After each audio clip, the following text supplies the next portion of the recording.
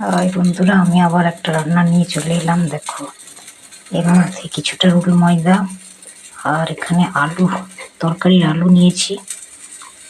আর এই সুজির প্যাকেটটাও, সুজিও দিয়েছিলাম। এই যে হচ্ছে, এটা দিয়ে কিছুটা হলো, এই যে তুলে রেখেছি।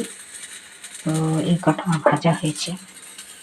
তো এটা রুল ময়দা দিয়ে আর আলু দিয়ে, আর সুজির প্যাকেটটা এবার শেষ হয়ে গেল, ওই জন্য রুল ময়দা আলু দিয়ে করছি। তো সুজিটা দিয়ে এইভাবে করেছিলাম। তো এর মধ্যে আলুর দমের এই চাট মশলা, না তড়কা মশলা, নুন চিনি আর এই আদা আর কাঁচা লঙ্কা দুটো কুচি করে দেব, তড়কা মশলা। তো তড়কা মশলাটা চেষ্টা করতে পারলাম।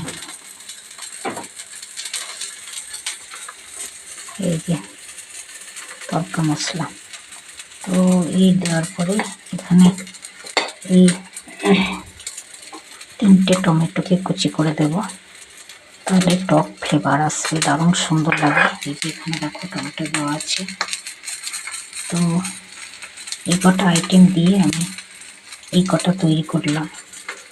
এই যে তৈরি করলাম, যে দারুণ সুন্দর খেতে, টেস্ট হেভি হেভি। এই একটা খেয়ে দেখে ফেলেছি। তো আরও কিছুটা এটা তৈরি হবে। এটা যেমন যেমন বুঝবো সেরকম অনুযায়ী জল দেব। তো আসছি কিছুক্ষণ পর। এই যে আমার কুচনো হয়ে গেল। এই আদা, লঙ্কা কুচি, টমেটো কুচি সব দিয়ে দিয়েছি। এবার পরিমাণ মতন জল দেব, চিনি নুন সব দিয়ে দিয়েছি।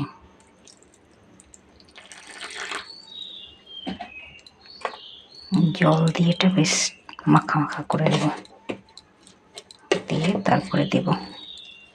তো এখানে আমার এতগুলো ভাজা হয়েছে, দেখো আবার পরে আসছি। এই দেখো বন্ধুরা, হয়ে গেল।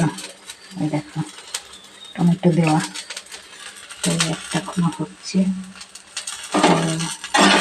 এইভাবে যদি করে খাও তো দারুণ সুন্দর টেস্ট হয়, খেতেও খুব ভালো লাগে। এবং জল খাবার বলো বা তুমি ভাতের বদলে, মানে রাত্রিবেলায় রুটির বদলে এরকম করেও খেতে পারো, দারুণ লাগবে খেতে এবং চট জলদি হয়ে যাবে।